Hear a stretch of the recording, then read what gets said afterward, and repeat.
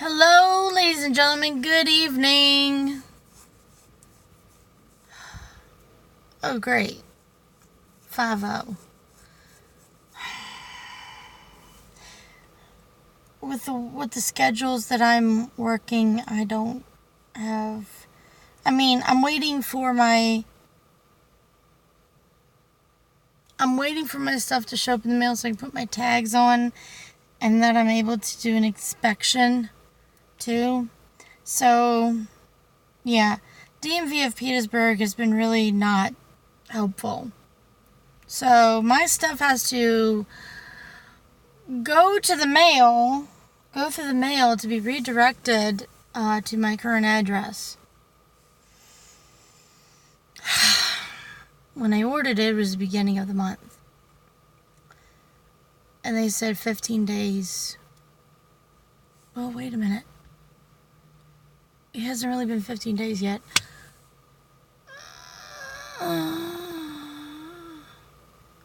Actually, no. It has been 10 days, so I gotta wait another week. But I need my tags. I need my tags. God. And I've been pulled over because I don't have up-to-date tags a few times, and I'm doing my best. I paid for them, and I was instructed to wait for them to go in the mail. And if they don't show up, I was then instructed to go DMV Select. Well, yeah.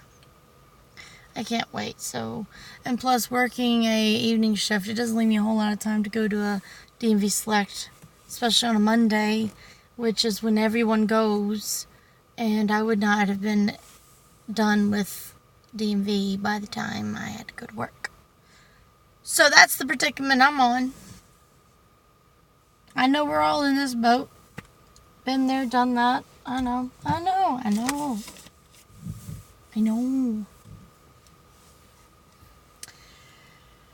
It's a headache.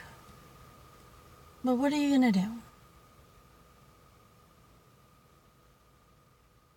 What you looking at, home slice? So, we talked about the dirty work of getting good juju. But we haven't talked about the good effects that you'll feel while you're doing all of this. When you finally master the art of meditation and relaxing and the art of doing nothing. I know it sounds really not productive, but actually you're not really doing nothing. You're recharging yourself. When you finally start to do that, yes, it will become addicting. And yeah, if you are learning to be okay being alone,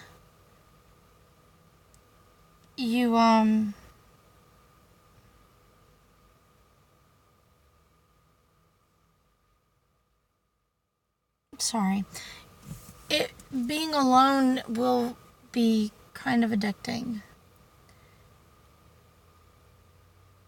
Being alone with yourself, it's freeing, it's relaxing, and you're able to study you. You're able to recognize your energy, recognize your capabilities, your weaknesses, your strengths. When you finally get to know yourself, it is a sense of oneness, of fulfillment that can't be matched other than the gift of life, the gift of forgiveness, the gift of peace. When you finally get to that point where you can achieve your own self-peace, it just feels so right, and it feels good.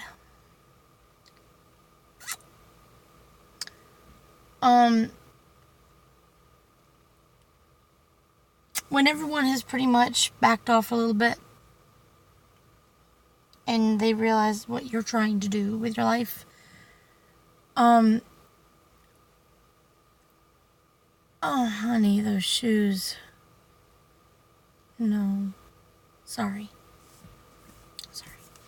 So, it is positively freeing. It feels a level of good that it's hard to really put into words. Euphoria. That's the best one right there. You get a sense of euphoria and wholeness. Kind of like falling in love with yourself, but not being in love with yourself. It's like, oh, hi, me. It's a pleasure to meet you. You're actually not bad. You're actually not that bad. I can totally deal with you. When you finally hone that oneness, you're able to control things upon your person and your life that you didn't normally control before this. Like, how you react to things. Let's say you work in retail and you're dealing with a real shitty customer. You learn, normally before you went to this path, it would upset you, it would really make you mad. You would hold on to it for about a couple of days, if not anything longer. When you finally get to this point in your path, you master a sense of, you know what? I understand. They're going through something that's not even a part of me. They're going through something that it's so much and they don't know how to cope that the only thing they know to do is to snap or bark someone's head off or just to have a shitty little attitude and freak out over, like, let's say the price of cheese or a simple decision on how you want your receipt. I had a customer snap on someone about how they want their receipt. And it's like, it's just receipt. Just, if you don't want one, you don't get one. If you do want one, just pick how you want it given to you. I want it in my hand. That's not an answer. Do you want it emailed or do you want it printed? Well, I want it in my hand. Well, I guess you want printed then, don't you, Lauren?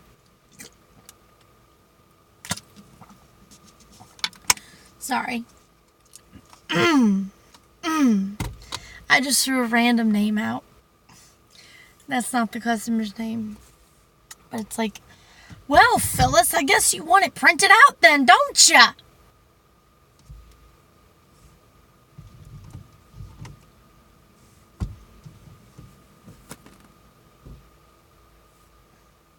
Or them having a meltdown that it even asks about their email. I get so many emails already.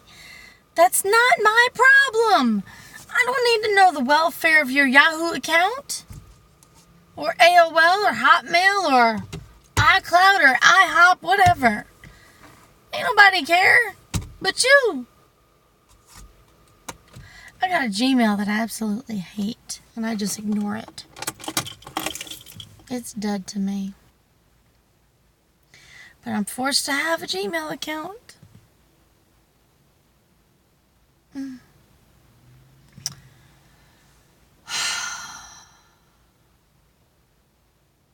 Anyhow.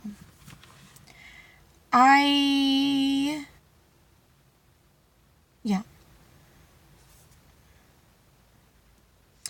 So, when those customers come through, or those people in your life that come through that have a terrible attitude, or they just come to you and they want to, don't get me wrong, I don't mind people venting, but if it's the same thing every time you contact me, I'm going to start asking you, what do you want to do about it? You complain about it all the time. What do you want to do about it? You got to know when it's time to actually present that question to people.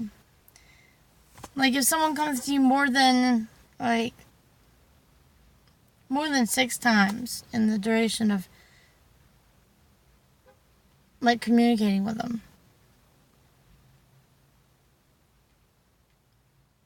it's time to ask them, what do you want to do about it? if they keep complaining about things like that, yes, when we're going through this phase, we are great listeners, we are great observers, and we are good at giving advice.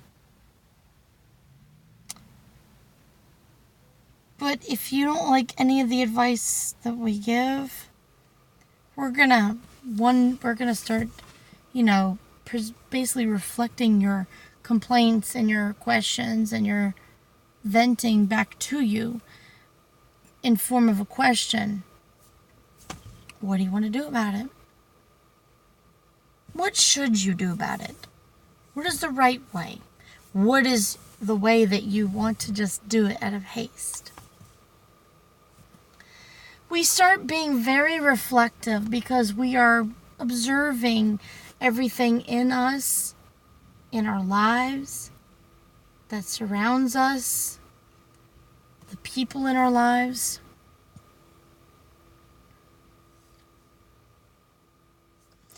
To the point where we just eventually, we're doing it to everyone too. We don't mean nothing by it. It's just the phase we're going through in our life. We're going through that in our life. It takes time.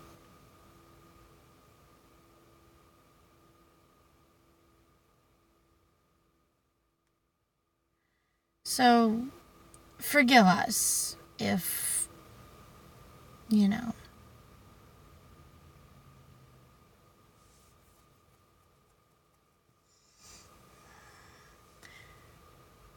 But to also take that time when,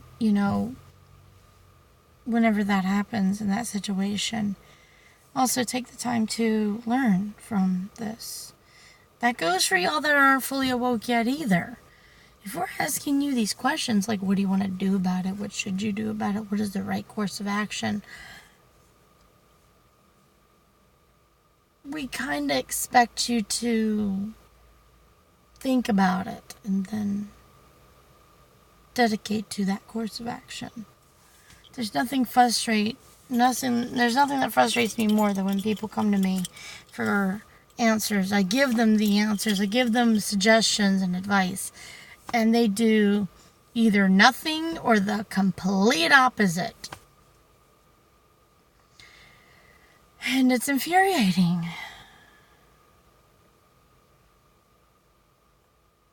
Because we're like, why did you even talk to me? When you master all these things, you get into a course of action where,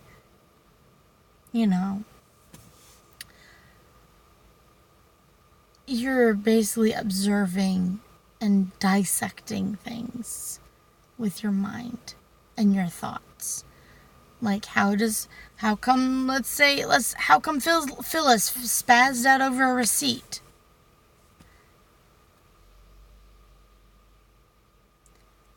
Maybe because there's something bigger going on in her life. And we just happened to be there, or the only people that seemed to communicate with them to, let them vent. How come people have horribly smart-ass answers when let's say you're trying to ring them up and it doesn't want to ring up right, and they're like, I guess it's free, huh? Well, that's because they wish it were. They don't want to spend their money. They're doing it because they have to. Or, why did Phyllis flip out over a coupon? Well, she's frustrated because she's trying to save money and it's just not quite working out. And using a coupon helps with her guilt of spending money. Or, how about, why in the world did they freak out over a receipt? Well, because they need to have time alone, and they don't want that correspondence between something as simple as a receipt. So, he's got a canine. Chesterfield County, go away. Go away. Leave me alone. Hang on.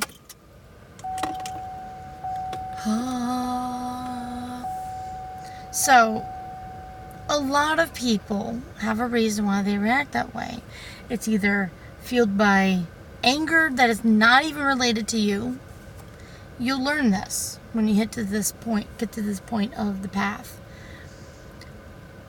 A lot of people's reactions and actions are fueled by haste, anxiety, depression, anger, and past trauma that you had nothing to do with. Don't take it serious. If it is a random stranger that is reacting a certain way to you, don't take it to heart. Don't take it to heart. I know we're supposed to care about everybody, but when someone is trying to hurt you in that retrospect, don't take it to heart. It ain't about you.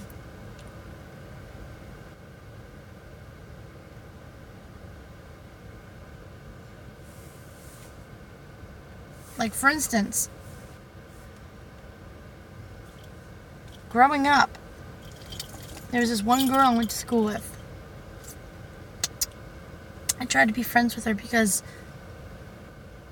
I could tell she was hurting. Couldn't tell what. I was drawn to her. I tried to be friends with her. It didn't work out because she hated me. Don't know why. I don't know why. Every time I would say anything to her, it was, "You're so stupid," or "Shove it up your butt," or "Go fuck off."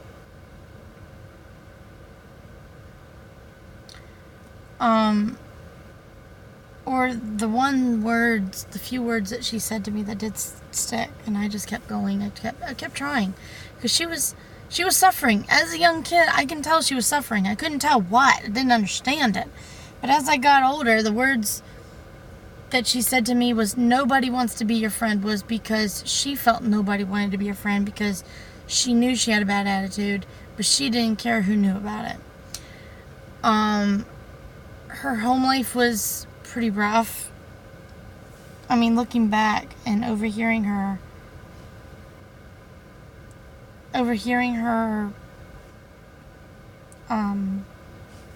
conversations with some people that she did consider friends, her home life was pretty bad.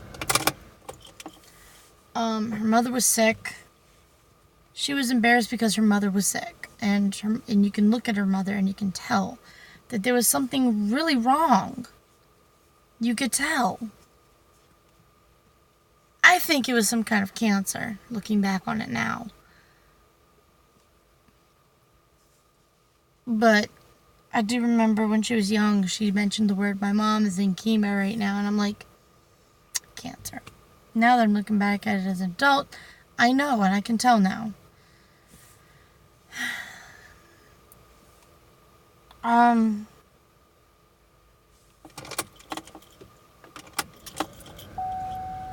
And it doesn't hurt anymore because I understand now.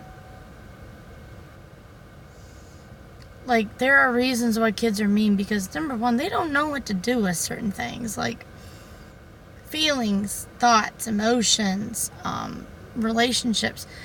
We don't really know how to have a decent friendship or relationship of any kind until we are like in our 20s. Let's face it. And if you know how to do that beforehand, before your 20s, then bravo, you're awesome. You got the memo and everyone else didn't. And you have to grow up with that.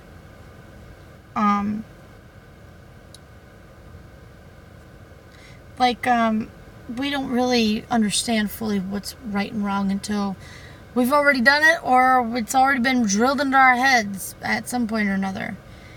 But when you get in this certain point in your path, you start to think about your past trauma and try to look back at it and understand why.